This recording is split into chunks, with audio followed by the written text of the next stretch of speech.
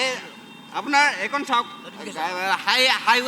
হাইৱেৰ যোনটো নটিফিকেশ্যন সেই নটিফিকেশ্যন মতে আপোনাৰ 2 কিলোমিটাৰ আঁতৰত ডিভাইডাৰ থাকিব লাগে কিন্তু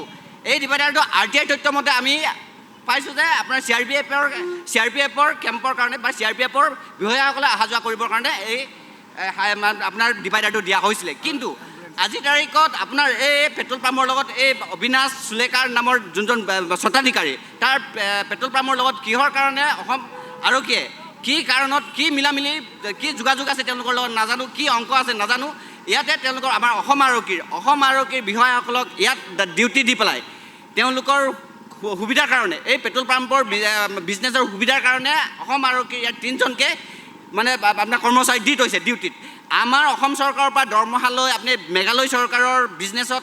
চিকিউৰিটি দি থকা তেনেকৈ আজিলৈকে দেখাও নাই সেইকাৰণে আমি দাবী জনাইছোঁ আমাৰ অসমৰ ইয়াত